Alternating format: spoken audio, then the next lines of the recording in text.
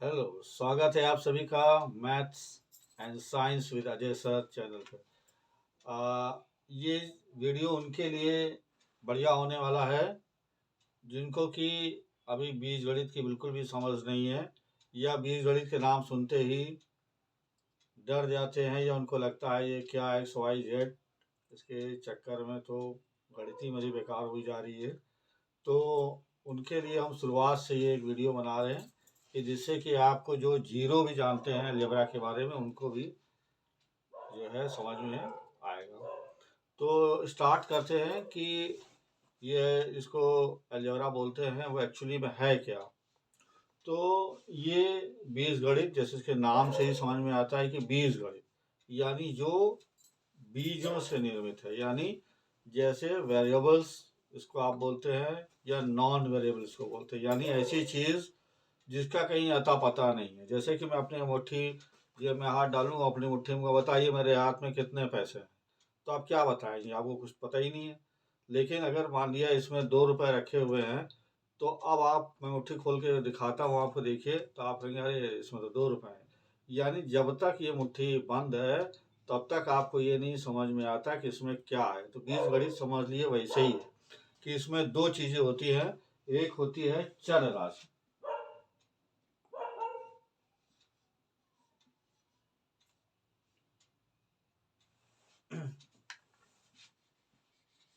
चर राशि,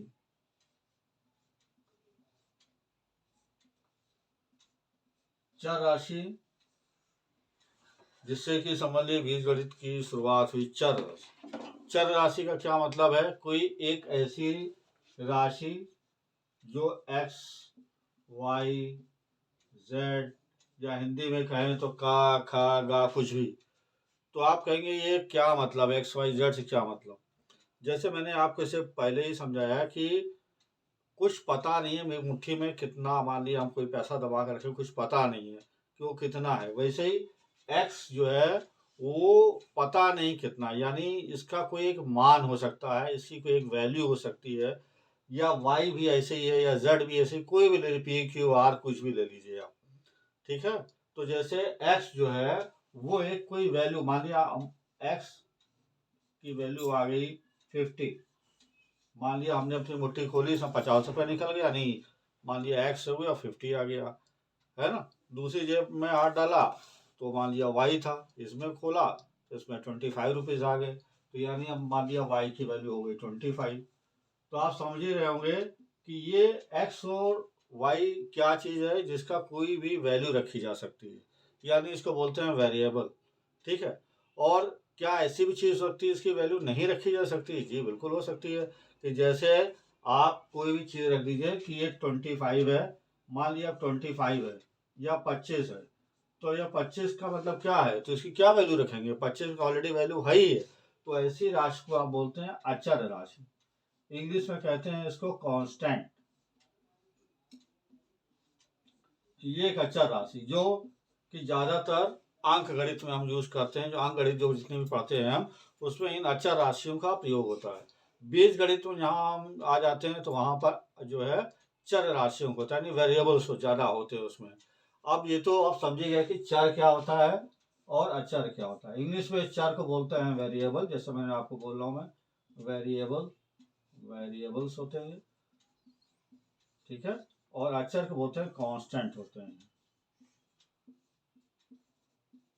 तो यहाँ से अब शुरू होती है बीजगणित, कि आपको जो राशियां हैं वो समझ में आ गई। दो राशियां हैं, चर और अचर राशि। ठीक है।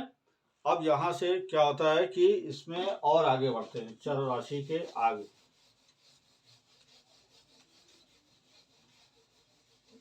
दो प्रकार की राशि आपको समझ में आ गई।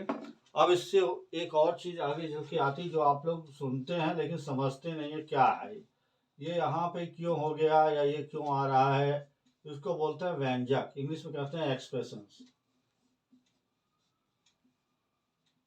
ये एक्सप्रेशन क्या चीज है? व्यंजक कहाँ से आ गया भाई? अब जैसे कि आपको चर और अचर पता ही चल गया, तो जब चर और अचर से मिलकर के दो राशियां मिलकर बनेंगी वही व्यंजक होती है।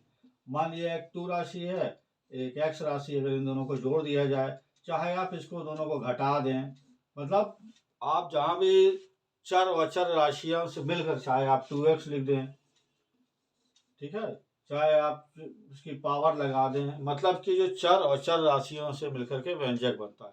तो क्या ऐसा भी हो सकता है कि बिना x y के? हाँ, हो सकता है, लेकिन एक व्यंजक के रूप में जब आएगा तो आपको चर और अचर राशियां ही मिलेंगी, ऐसे करके, ठीक है। अब चर और अचर राशि से मिलकर व्यंजक बन गया। अब इसके बाद एक शब्द आपने और सुना होगा, वो होता है बहुपद। अब उसके बारे में आपको बताते हैं। व्यंजक आप समझ गए, चर और अचर राशि से मिलकर व्यंजक बनता है। व्यंजक, और इसमें एक चीज आ गई, बहुपद। आप लोग सुनते होंगे ये बहुत, लेकिन अभी तक शायद समझ में ना आया हो। बहुपद को हम अगर क्लासीफाई करें तो इसको हम 3-4 रूप में क्लासीफाई कर सकते हैं। पहला, एक पदीय। दूसरा, द्विपदीय। तीसरा, त्रिपदीय। त्रिपदीय, ये तो इसकी शुरुआत है। आप चाहे जितने भी, अब आप एक शब्द इसमें आ रहा है पदीय। पदीय क्या, पद क्या होता है? पद क्या मतलब होता है? इस पद का क्या मतलब होता है? इसको इंग्लिश में कहते हैं टर्म। यानी जो भी एक पद है तो उसके अंदर x का कितना टर्म है, मतलब वो कितनी बार है, यानी उसकी कितनी पार है। देखिए आपको बताते हैं, जैसे एक पदीय, मान लिया आप इसको 2x लिखते हैं, तो ये कितने पदीय है? आप कहेंगे दो। नहीं, दो नहीं है ये, चूंकि एक 2 और x का आपस में गुणा है, तो ये एक ही पद है, ठीक है। आप चाहे इसमें 4x² y लिखते हैं, आप कहेंगे कि शायद ये दो पद है। नहीं, ये भी एक ही पद है, क्योंकि जब गुणे में होता है तो वो कोई अलग पद में नहीं, वो एक ही पद कहलाता है, ठीक है। आप चाहे 2x करें, अगर इन दोनों के बीच में गुणे का संबंध है, आपस में गुणा हो रहा है, तो वो एक ही पद है। चाहे आप 2x लिखिए, चाहे 4x² लिख दीजिए, चाहे 5x² लिख दीजिए, कुछ भी आप लिखिए, वो एक पद में गिना जाएगा। तो द्विपद कैसे होगा? द्विपद में ऐसे हो जाएगा, मानिए एक x है या x² है, ठीक है, इसमें आप एक और पद जोड़ दिए, मान लिया 5 जोड़ दिए। आप इसको गिनती करेंगे तो ये एक पद हो गया, दो पद हो गए। आप चाहे x+4 कर दीजिए, चाहे 3x² + 5 कर दीजिए, तो आप ये समझ गए कि जो पद होगा तो उसमें इसको प्लस या माइनस से अलग किया जा सकता है। जैसे मान लिया 4x - 6 हो गया, ठीक है। लेकिन अगर बीच में हम गुणा लगा दें, 4x × 6 लगा दें, क्या दो पद हो जाएगा? नहीं, ये दो पद नहीं होगा। क्या बीच में हम 4x/2 रख दें तो क्या दो पद हो जाएगा? नहीं, ये नहीं होगा। तो फिर इसका मतलब क्या है? अगर प्लस माइनस से वो अलग हो रहे हैं, दो में गिनती आ रही है, यानी एक ये पद फर्स्ट, ये सेकंड, ये हो गया, ठीक है। तो ये दो पद में बढ़ हो गया। इसी प्रकार से त्रिपद, त्रिपद में आप देख लीजिए, मान लिया एक चीज वहाँ x² आ गई, एक 2x आ गई, एक 5 आ गई। अब इसमें आप देखिए, ये पहला पद ये हो गया, फर्स्ट पद, दूसरा पद ये हो गया, सेकंड पद, तीसरा पद ये हो गया। कभी कभी तो एग्जाम में यही पूछ लेते हैं कि बताइए इसमें कितने पद होते हैं, और जब आपको मालूम ही नहीं पद होता क्या, तो आप क्या आंसर देंगे? तो बहुपद, अब ये सारे जो हैं ये सब पद हैं। तो अब ये बहुपद आप कहेंगे, इससे पहले सर आपने व्यंजक बताया, तो क्या ये एक व्यंजक नहीं है? क्या एक व्यंजक नहीं है? क्या ये एक व्यंजक नहीं है? तो हम कहेंगे बिल्कुल है, ये एक व्यंजक है। तो आप कहेंगे फिर व्यंजक और बहुपद में अंतर क्या हुआ सर? तो व्यंजक और बहुपद में यह अंतर हुआ कि जो इसकी पार लगेगी, जैसे देखिए x की पावर 2 है, यहाँ x की पावर 2, 3 भी हो सकती है, मान लीजिए x³ हो सकता है, ठीक है, कुछ भी आप मतलब दे सकते हैं 2x²। देखिए यहाँ पर जो पार लग रही है, ये पावर जो है ये पूर्णांक होनी चाहिए। क्या होनी चाहिए?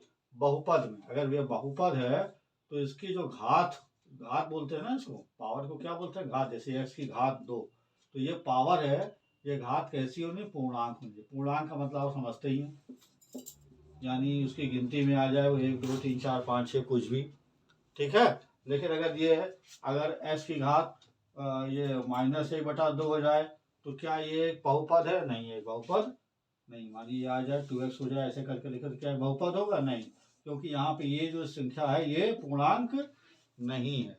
तो यानी बहुपद का सिंपल सा अंतर दोनों में क्या हो गया व्यंजक में, कि व्यंजक में तो घात हो सकती है बटे में, लेकिन बहुपद में नहीं हो सकती। बहुपद में जो है जो भी घात आएगी वो किस में आएगी, पूर्णांक होनी चाहिए उसकी। समझ में आया आपको? ये एक पदीय, द्विपदीय, त्रिपदीय और बहुपदीय, आप चाहे तो कितनी भी घात लगा सकते हैं, ऐसी घात 17, 18 जो भी कुछ भी लगाइए, उससे कोई फर्क नहीं पड़ता।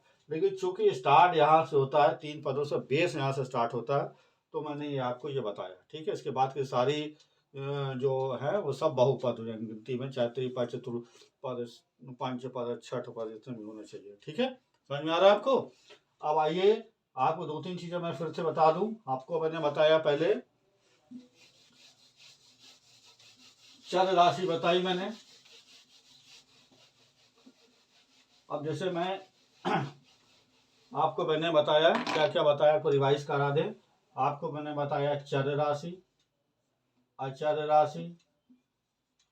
अगर आप भूल गए तो देखिए, मान लिया हमने बताया 2x² + 5x + 2, मान लिया कोई भी एक। ठीक है, तो इसमें चर क्या है बताइए? चर है इसमें ये है x², यानी इसमें x² का मतलब किससे बनी है? x से। ये x, ये सब चर है। चर क्यों कहा गया है इसमें? ये सब चर क्यों कहा गया है? या चर नहीं है, क्या है ये? चर। क्यों कहा गया है इसको चर? आपको मैंने बताया है चर इसलिए कहा गया है कि यहाँ पे x और y की कोई भी वैल्यू हम रख सकते हैं, जिसका मान कोई भी हम अपने पास से रख सकते हैं, वो सब चर होती है। यानी जो चर यानी जो बदलता रहता है ना। जैसे आप कहते हैं कि ये संसार चर है, यानी संसार जो बदलता रहता है। ठीक है, इसमें अचर क्या हो गई? ये 2 जो है ये अचर राशि है।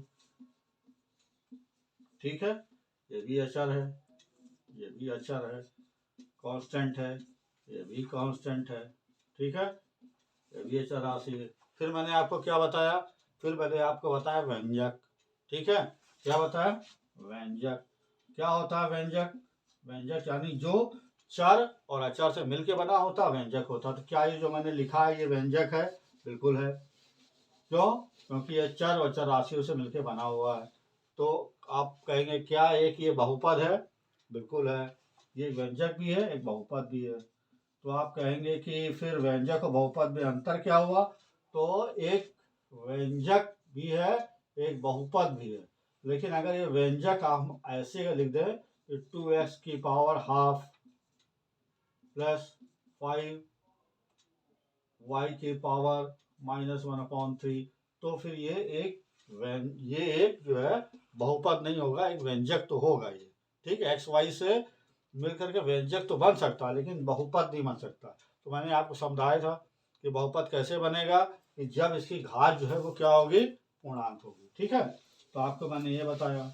फिर हमने आपको बताया कि बहुपद में 3 प्रकार के होते हैं, है ना। फर्स्ट एक पदीय, द्विपदीय, त्रिपदीय। ठीक है, एक पदीय जैसे 2x हो गया, एक पदीय। बीच में अगर गुणा का चिन्ह है तो इसका मतलब ये 2 नहीं हो गए, ये एक ही है ये।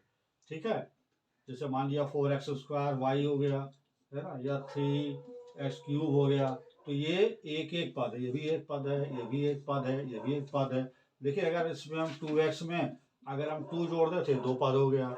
मान लिया ये 4x² y है, इसके अंदर 3 जोड़ दें तो 2 पद हो गया। मान लिया 3x³ है, इसके अंदर हम x² y और जोड़ दें तो 2 पद हो गया।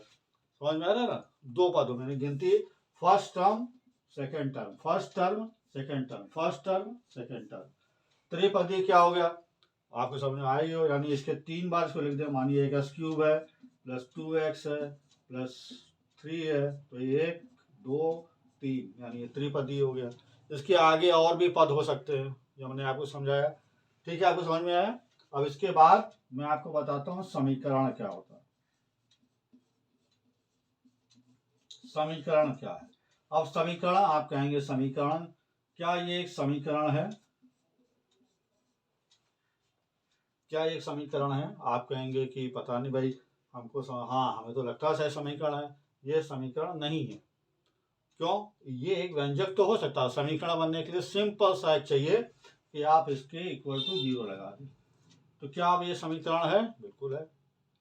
तो इसका मतलब आप क्या समझे कि जब = 0 लगा देंगे तो ये समीकरण हो जाएगा, चाहे वो 2x² x 3x plus 2 equal to 0 अगर आप लगा देंगे तो ये समीकरण बन जाएगा। यानी समीकरण बनने के लिए सिंपल सा एक चाहिए कि आप इसके इक्वल टू 0 लगा दें। ठीक है, तो आपको 3 चीज, चर, अचर, व्यंजक, बहुपद, 3 प्रकार के समीकरण मैंने इस वीडियो मैंने आपको इतना समझाया। अब ये समीकरण और भी प्रकार के होते हैं, उनको कैसे हल करते हैं तो इसके अगले वीडियो में आपको बताऊंगा, इसके अलावा भी। ठीक है, तब तक के लिए धन्यवाद, नमस्कार और लाइक करना ना भूलिएगा।